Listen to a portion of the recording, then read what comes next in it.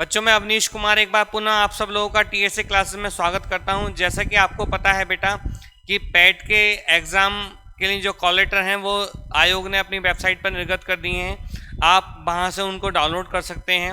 और जो हमने आपको पहले वीडियो में बताया था कि जो डेट्स हैं 15 और 16 अक्टूबर ही वही विधिवत रही हैं। अब आपको करना क्या है, क्या रणनीति होनी चाहिए, कैसे आपको क्या करना है, उस पर हम आज बात करेंगे कि कॉल लेटर का क्या है, किस शिफ्ट में पारी में परीक्षा होगी, कितने समय से होगी, वो सारा का सारा मैं आज की वीडियो में लेकर आया हूँ उसको। ठीक है, तो बच्चों एक गाना भी है, मुझे याद आ रहा है कि जिसका मुझे था इंतज़ार, आज वो घड़ी आ गई है, वो घड़ी आ गई है और आप लोगों के लिए भी घड़ी आ गई है। आप सोच रहे थे कि पेपर्स होगा या नहीं होगा, आयोग कराएगा नहीं कराएगा, सरकार का क्या है मनसा है कि लेट्स कराएंगे जल्दी कराएंगे। तो बेटा सरकार इस समय बिल्कुल अपने वादे पे बिल्कुल एकदम अडिग है और बिल्कुल विधिवत जो डेट्स सरकार ने या आयोग के द्वारा जो निर्गत की गई हैं उन्हीं के अनुसार परीक्षा होगी, आपकी विधिवत समय पर होगी और बिल्कुल सुचिता के साथ में होगी। और आपको अपनी मेहनत बिल्कुल पुरजोर रखनी है। बस आपको अपने हौसला और आपने जो पढ़ाई अध्ययन की है बस उसको रिवाइज करना है और उसी के अनुसार आपको अपने 100% वहाँ पर देना है और परीक्षा आपके उसमें होगी, आपके फेयर में होगी और आप अच्छे नंबर्स लेकर आ जाएंगे। तो आज शुरू करते हैं बेटा। हम यहाँ पर आज चर्चा करनी है हमें। देखो ये बेटा आयोग ने हमारा देखो प्रवेश पत्र के से संबंधित ये निर्देश यहाँ पे दे दिए हैं। मैं एक एक पे यहाँ पर एक चीज़ पे बारीकी से बिल्कुल चर्चा करूँगा, क्या क्या इसने दिया है, क्या क्या आयोग ने मांगा है आपसे, कैसे कैसे क्या करना है। जो नियम है 22 नियम दे रखे हैं इन्होंने, उन 22 के 22 नियमों पे हम यहाँ पर चर्चा करेंगे। एक एक तथ्य को हम लेंगे जिसमें से 22 नियम महत्वपूर्ण की श्रेणी में रखे गए हैं। टोटल नियम जो 26 नियम दिए हैं हम एक एक पे चर्चा करेंगे उसके। ठीक है बेटा, एक एक नियम पे चर्चा करेंगे और बारीकी से चर्चा करेंगे। आइए देखते हैं हम।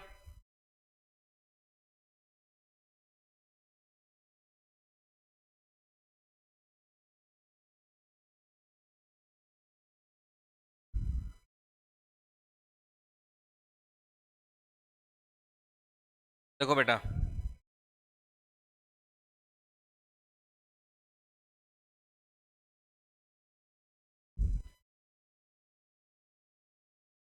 देखो एग्जामिनेशन डिटेल यहाँ पर दे रखी है आपके सामने।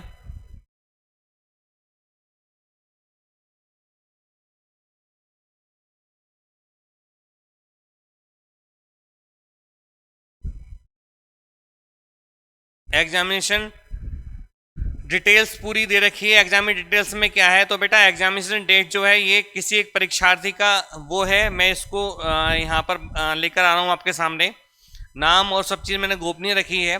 अब देखो यहाँ पर क्यों एग्जामिनेशन डिटेल दे रखी है, तो एग्जामिनेशन डेट इनकी क्या है बेटा, 16/10/2022 है। और पेपर्स हमारे कब से शुरू हो रहे हैं बेटा, 15 अक्टूबर से स्टार्ट हो रहे हैं, लेकिन इनका क्या है 16 अक्टूबर में है। ठीक है, तो दो चीज़ यहाँ पर आपको ध्यान रखनी है कि जो पेपर्स हैं वो हमारे 15 और 16 अक्टूबर में है। कब है बेटा, 15 और 16 अक्टूबर में। लेकिन ये जो है यहाँ पर ये जो जिन भैया का है उनका क्या है बेटा 16 अक्टूबर में। और इसमें भी ध्यान रखना है कि 2 शिफ्ट में पेपर होना है हमारा। कितने होना है बेटा, 2 शिफ्ट में पेपर होना है हमारा। जो प्रथम पाली है, प्रथम पाली जो है उसका जो समय है, प्रथम पाली का जो समय है वो 10 से 12 बजे तक का है, 10 से 12 बजे तक है। ठीक है, और जो द्वितीय पाली है, जो द्वितीय पाली है, ठीक है, उसका समय 3 से 5 बजे तक का है, 3 से 5 बजे तक। तो देखो यहाँ पर जो हमें एक जानकारी मिल रही है वो क्या है कि प्रथम पाली जो होगी बेटा 10 से 12 बजे तक की होगी और द्वितीय पाली क्या होगी 3 से 5 बजे तक होगी। ऐसा आयोग ने अपने उसमें जो है शो किया है, अपने नोटिस में जारी किया है। अब यहाँ पर जो है एग्जामिनेशन डिटेल क्या है और वो क्या है, सब चीज़ मैं उस पर अभी बारीकी से बिल्कुल चर्चा करूंगा। अब यहाँ देखो यहाँ पर क्या दिया है इन्होंने। दूसरी बात, इनका फर्स्ट मीटिंग में इन जो ये हैं स्टूडेंट हैं उनका जो फर्स्ट शिफ्ट में है। अब इससे संबंधित जो महत्वपूर्ण बातें यहाँ देखना है कि प्रवेश पत्र निर्देश, यानी कि प्रवेश पत्र में आपका क्या निर्देश है, आपको क्या क्या करना है। तो यहाँ पर जो कहा जा रहा है वो ये कहा जा रहा है, अभ्यर्थी द्वारा परीक्षा केंद्र का स्थान, परीक्षा तिथि व निर्धारित समय का भली भांति अवलोकन कर समझ लिया जाए। यह भी सूचित किया जाता है कि आवेदन पत्र में अंकित अहर्ता पात्रता की जांच आयोग द्वारा नहीं की गई है, अतः विज्ञापन में अहर्ता पात्रता को पढ़कर अभ्यर्थी स्वयं निश्चित हो लें और पूर्णतः पात्र होने की दिशा में ही परीक्षा दें। देखो यहाँ पर जो पहले नियम में कह रहा है, निर्देश में कह रहा है, वो ये कह रहा है कि आयोग ने अभी जो वो है वो पूरी तरीके से अहर्ता संबंधित बिंदु पे चर्चा नहीं की है, वो शायद इसके बाद में करें, लेकिन आपको पहले से ही तैयार रहना है कि अगर आप पात्रता की श्रेणी में हैं तब आप परीक्षा देने जाएं, अन्यथा आपका जो आवेदन है वो निरस्त माना जाएगा। ठीक है। दूसरी बात क्या कहना है यहाँ पर,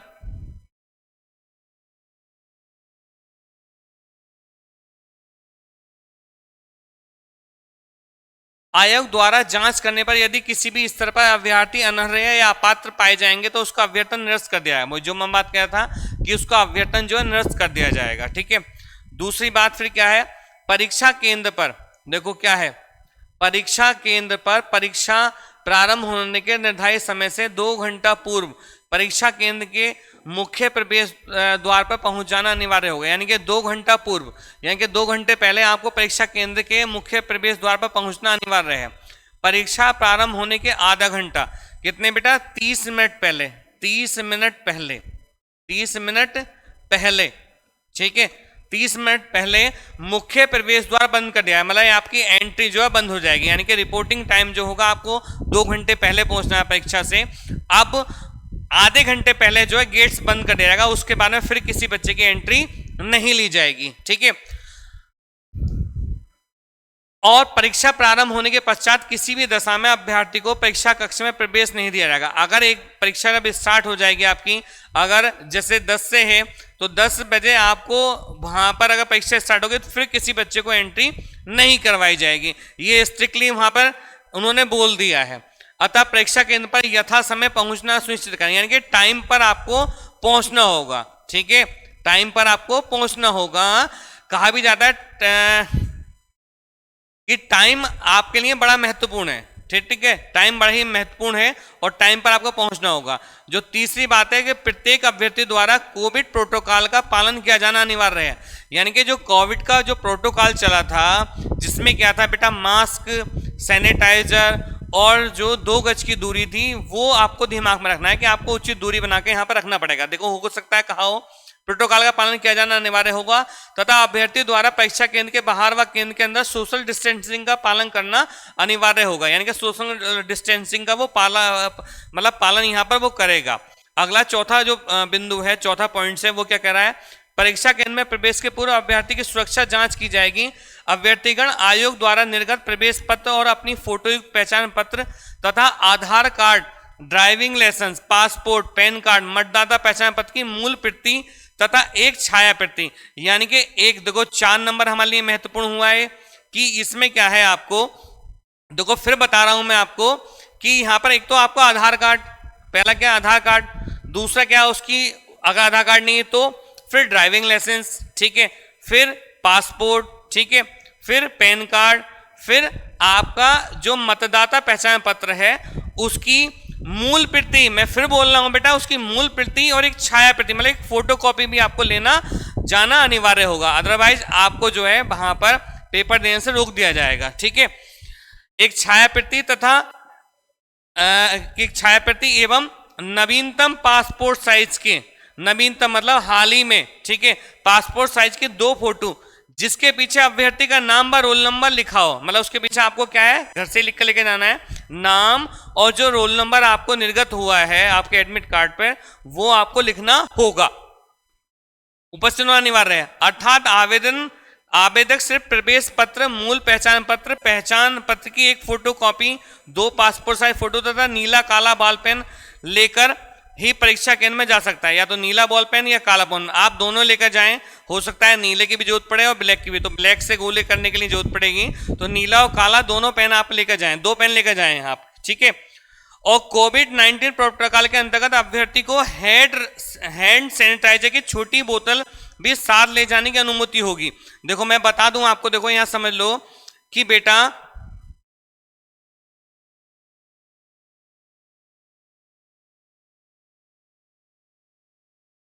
देखो यहाँ पे क्या है,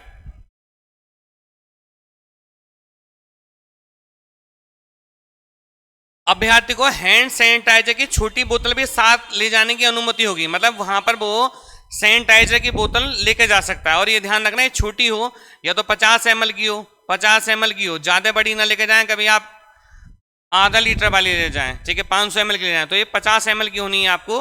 पांचवा जो पॉइंट्स कह रहा है वो क्या कह रहा है, अभ्यर्थी किसी भी तरह का calculator, mobile phone, bluetooth device, ID pad, pen drive, hard disk, data card, किसी भी तरह का हाथ की घड़ी, कोई विद्युत सामग्री या तार, कोई भी सामग्री जो धातु से बनी हो, कान में लगी हो, किसी भी तरह की मशीन, कागज पर बनी सारणियां, ग्राफ शीट, मानचित्र, स्लाइड रूल्स आदि को लेकर परीक्षा केंद्र के भीतर नहीं जा सकेगा। यानी कि कागज कोई भी आपका वहां पर नहीं जाएगा, वो स्ट्रिक्टली आपका मना है। अगर आप ऐसा करते हैं तो आयोग आपको जो डिबार घोषित कर देगा। यदि किसी अभ्यर्थी के पास ऐसा कोई वर्जित सामग्री मिलती है तो उसके विरुद्ध नियमानुसार कठोर कार्रवाई की जाएगी। यानी कि आयोग बढ़ सकते हैं और बड़ी कठोर कार्रवाई होगी, ठीक है। और छठा पॉइंट क्या कह रहा है, परीक्षा केंद्र के मुख्य प्रवेश द्वार पर सुरक्षा जांच के समय किसी भी अभ्यर्थी के प्रवेश पत्र, पहचान पत्र, उपस्थिति, अभ्यर्थी की फोटो में किसी प्रकार की भिन्नता अथवा विसंगति पाई जाती है। अब देखो क्या, परीक्षा केंद्र के मुख्य गेट पर, यानी कि मुख्य गेट पर जो आपकी जब चेकिंग होगी तो वहां पर आपका जो फोटो लगा हुआ है एंट्री पे और जो आप वास्तविक हैं, अगर उसमें कोई भी अगर विसंगति पाई जाती है, अगर कोई मेल नहीं होता है या एमएल पाए जाते हैं, तो फिर वहां पर क्या होगा, तो सुरक्षा जांच टीम द्वारा उसे परीक्षा केंद्र की हेल्प डेस्क को संदर्भित किया जाएगा, ठीक है। जांच उपरांत ऐसे अभ्यर्थी को परीक्षा में औपचारिक रूप से सम्मिलित किए जाने अथवा न किए जाने के संबंध में केंद्र अधीक्षक का निर्णय अंतिम मान्य होगा। अगर वहां पर देखो, इस चीज को देख लो अच्छे से कि आपका फोटो जो आपने लगाया है वो और आपका वास्तविक जो आप हैं, ठीक है, उसमें जरा सा भी मिस मैचिंग ना हो, ठीक है, वो बिल्कुल एक्चुअल होना चाहिए, जो ऐसा था वैसे ही हो, ठीक है। और अगर वहां पर कोई भी चीज अगर वो हो रही है, मिस मैचिंग हो रही है, तो वो फिर जो उसका परीक्षा का नियंत्रक है उसके अधीन होगा और परीक्षा प्रभारी के अधीन होगा। वो चाहे तो आपको परीक्षा देने दे सकता है, नहीं तो रोक सकता है वो। तो वहां पर फिर आप कोई भी वो आपका वैलिड नहीं होगा, कोई भी आप अगर वो लगाएंगे तो वैलिड नहीं होगा। नेक्स्ट पॉइंट क्या कहना चाह रहा है, इसको देखते हैं, हम थोड़ा सा आगे बढ़ते हैं।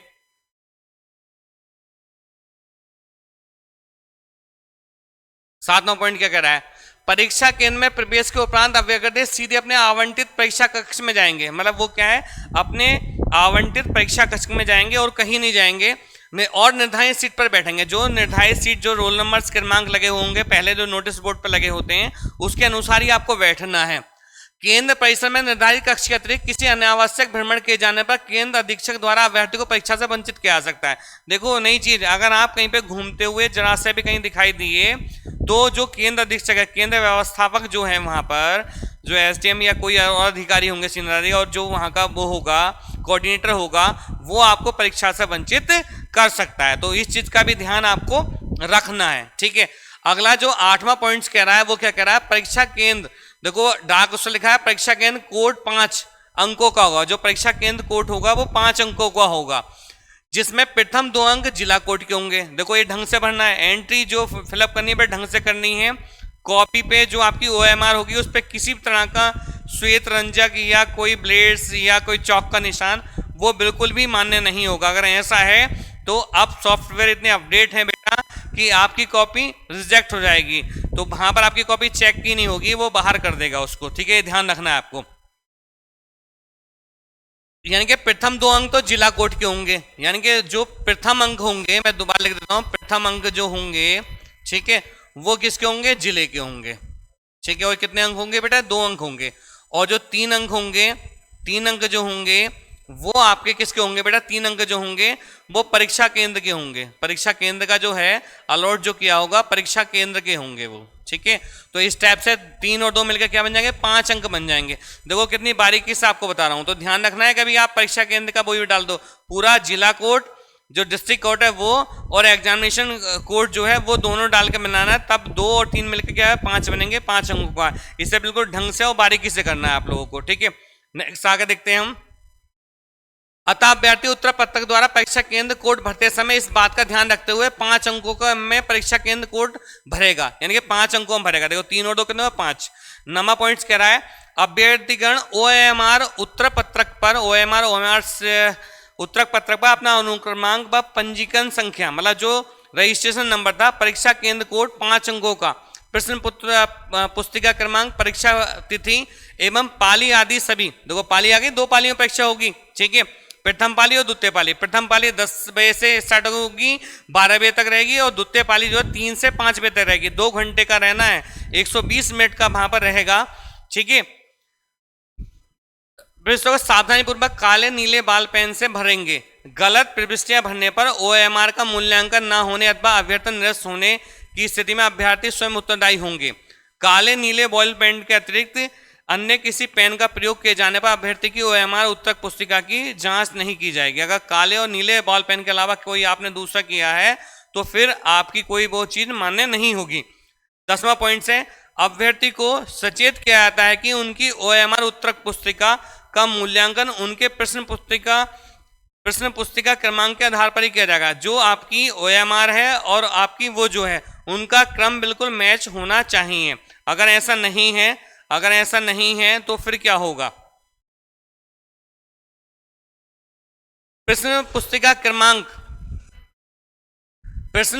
क्रमांक गलत भर जाने की दशा अभ्यर्थी को स्कोर भी त्रुटिपूर्ण हो जाएगा। यानी कि अगर कहीं पर वहां पर एरर है तो उसका स्कोर भी क्या होगा? त्रुटिपूर्ण हो जाएगा, ठीक है, जिसके लिए अभ्यर्थी स्वयं पूर्णतः उत्तरदायी होगा। आयोग द्वारा परीक्षा के उपरांत इस संबंध में कोई भी पत्राचार स्वीकार नहीं होगा और उसके बाद में आयोग आपकी कोई बात को नहीं मानेगा। ये ध्यान रखना है आपको, यानी कि उसमें बिल्कुल ठीक से बनना है। आपकी जो ओएमआर होगी और वो जो होगी उसको बिल्कुल ठीक से आपको समझना है, उसमें कोई आपको वो नहीं करना है, ठीक है। नेक्स्ट 11वां पॉइंट देखते हैं हम। अभ्यर्थीगण ओएमआर उत्तर पत्रक में निर्धारित स्थान पर स्वहस्त लिपि में हिंदी में अपना पूरा नाम लिखेंगे, यानी कि अपना नाम भी आपको लिखना पड़ेगा ओएमआर पर। निर्धारित स्थान पर हिंदी में अपना नाम न लिखे जाने अथवा अन्य किसी भाषा में लिखे जाने पर ओएमआर का मूल्यांकन नहीं किया जाएगा, जिसके लिए अभ्यर्थी स्वयं उत्तरदायी होगा। इसमें अपना नाम लिखना है आपको, और किस में लिखना है बेटा? हिंदी में लिखना है। किसमें लिखना है? हमारा हिंदी में आपको लिखना है, उसमें कोई भी आप अशुद्धि ना करें, बिल्कुल जैसा आप लिखते हैं हिंदी में आपको लिखना है, ठीक है। उसके अलावा कोई दूसरी भाषा में लिखेंगे तो फिर वो गलत हो जाएगा। तो ध्यान रखा, कभी आप इंग्लिश में साइन मार दें, आपने इंग्लिश में नहीं करना है, हिंदी में अपना नाम लिखना है। अगर कर दिया फिर बाद में मिटाना पड़ेगा, फिर वहां पे कॉपी आपकी खराब हो जाएगी और फिर आपका माइंड डिस्टर्ब हो जाएगा। तो ये बिल्कुल ध्यान से बनना है कि साइन जो करने हैं आपको वो हिंदी में करने हैं बेटा। किस में करने हैं? हिंदी में करने हैं, ठीक है। अगला 12वां तथ्य क्या कह रहा है? प्रत्येक प्रश्न का केवल एक ही उत्तर देना होगा, यानी कि जो ओएमआर होंगे 4 उसमें वो होंगे ABCD, तो वहां पर क्या है आपको एक ही गोला करना है।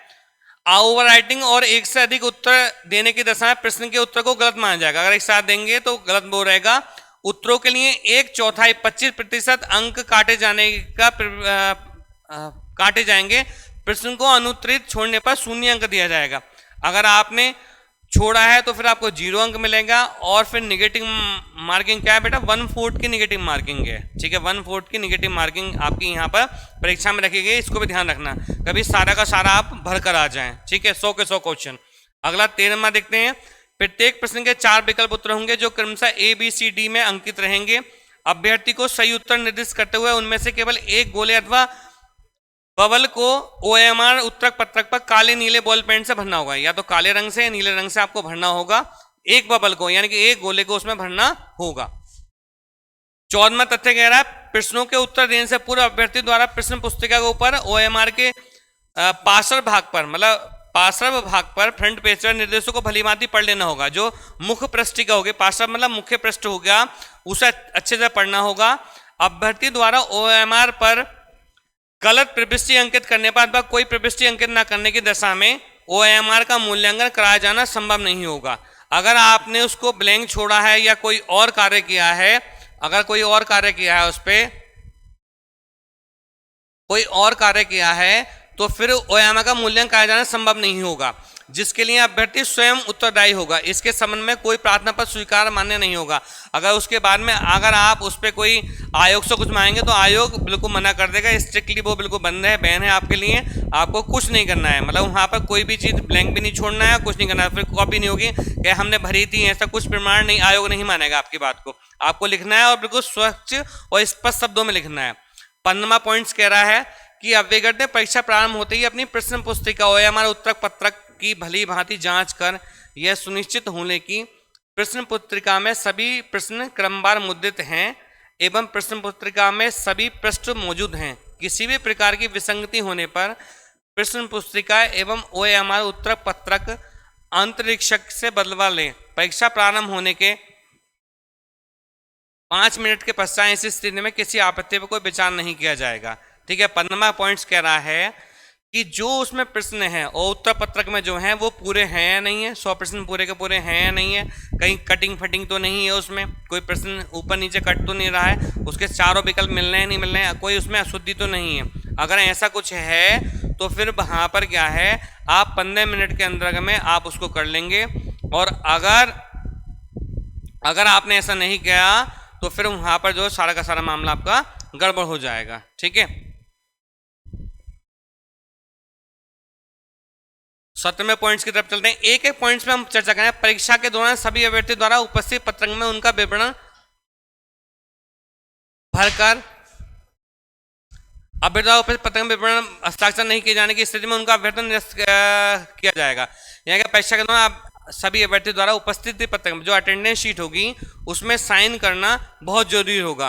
अगर ऐसा नहीं किया है तो फिर वहां पर मामला जो है गलत हो जाएगा। ठीक है। नेक्स्ट देते हैं नेक्स्ट पॉइंट देखते हैं। 19वां अभ्यर्थी के पास परीक्षा में नकल करने की कोई सामग्री पकड़ी जाती है तो परीक्षा विशेष से तथा आयोग की आगामी परीक्षाओं में चयन से अभ्यर्थी को वंचित किया जाएगा, यानी कि उसको दीवार घोषित कर जाएगा। कोई भी चीज आपको ध्यान रखना है, इस समय बहुत सख्ती है। ठीक है। उससे जो आपको वो रखना है, यानी कुछ नहीं होना चाहिए। नेक्स्ट पॉइंट चलते हैं 20वें पॉइंट में। उत्तर पत्रक पर व्हाइट ना ब्लैक, तो ये चीज मैं बता दी, इसको दोबारा पढ़ने की जरूरत नहीं है। ठीक है। नेक्स्ट देखते हैं 21वां पॉइंट। परीक्षा समाप्ति के पश्चात अभ्यर्थी द्वारा अपनी OMR उत्तर पुस्तिका की सभी तीनों प्रतियां कक्ष निरीक्षक को सौंप दी जाएंगी। मतलब तीनों जो प्रतियां हैं वो कक्ष निरीक्षक को सौंप दी जाएंगी। कक्ष अंतर निरीक्षक परीक्षा कक्ष में उपस्थित तथा सभी अभ्यर्थियों की OMR उत्तर पुस्तिका की तीनों प्रतियां एकत्रित कर गणना करेंगे, निर्धारित पैकेटों में सीलबंद करेंगे। इन सीलबंद पैकेटों पर परीक्षा कक्ष में उपस्थित कम से कम 2 अभ्यर्थियों के हस्ताक्षर भी होने हैं। देखो वहां पर क्या है, उसमें क्या है, 2 अभ्यर्थियों के कम से कम को रखना।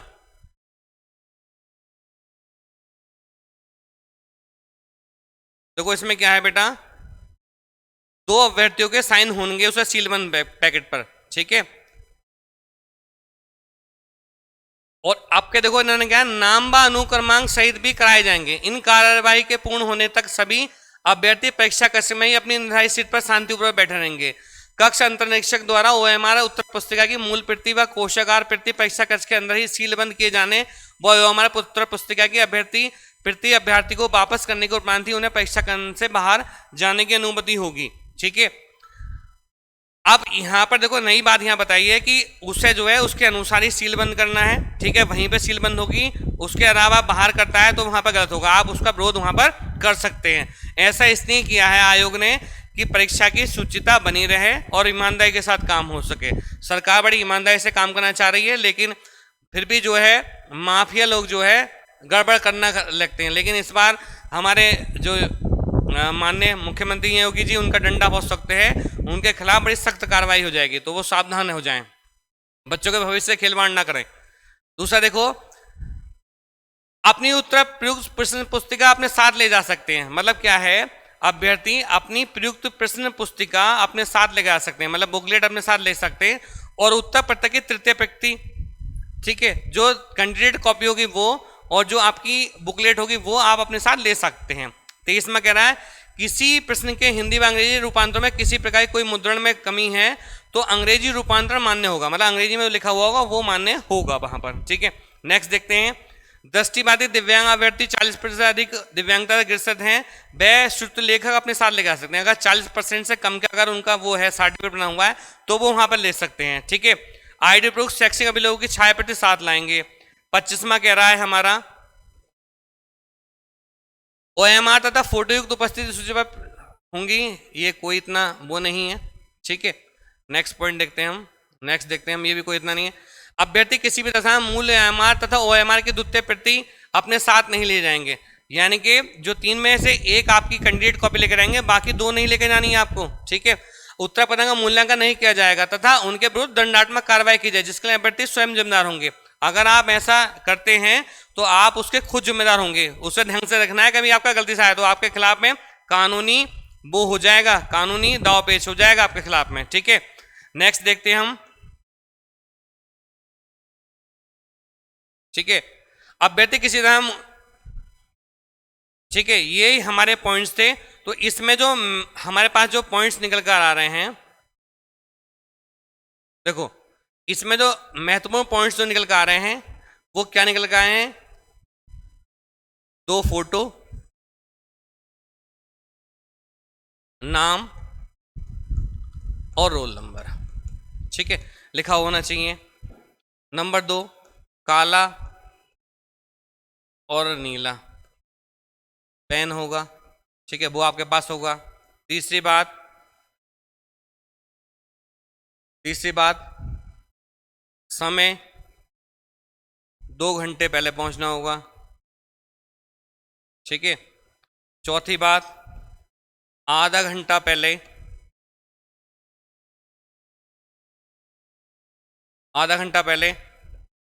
गेट बंद हो जाएगा,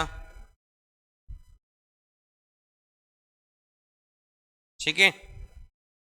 ID proof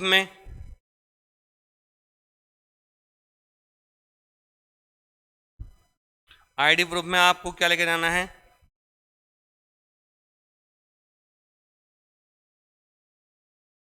DL, pan card, passport, आधार कार्ड, वोटर ID कार्ड, इनमें से कोई भी आपके पास एक हो और एक ओरिजिनल होगा और उसकी आपके पास फोटो स्टेट भी होगी, ठीक है। 2 फोटो होंगे नवीनतम, ठीक है। आधे घंटे पहले गेट बंद हो जाएगा, ये भी ध्यान रखना है। किस तरह कोई कागज आपके पास में नहीं हो, ठीक है। परीक्षा 2 पालियों में होगी, ठीक है। 15 और 16 अक्टूबर में है। ये जो परीक्षा है जिस भाई की है वो 16 अक्टूबर में होनी है, आपकी परीक्षा 15 में है। वेबसाइट पर सारा कुछ लिखा हुआ है और सब जानकारी आपको मिली हुई है। मैं आपको कह रहा हूं कि बेटा अभी भी समय है, कहते हैं ना कि देर आई दुरुस्त आए, लेकिन आप जो है बिल्कुल ईमानदारी से काम कर ले, अभी भी बहुत कुछ हो सकता है। सारा रिवाइज करें, हमारे चैनल पे वीडियो पड़ी हुई है, हिंदी और GS का सारा पोर्शन है। आप वीडियो को ज़्यादा लाइक और सब्सक्राइब करें। और अब हम जो छोटी वीडियो के साथ में और आपके लिए महत्वपूर्ण वीडियो के साथ में उपस्थित होंगे। सब लोगों को बेस्ट ऑफ लक, अच्छे से आप करें, अपने गुरुओं का, माता पिताओं का आशीर्वाद लेते रहें। जय हिंद, जय भारत।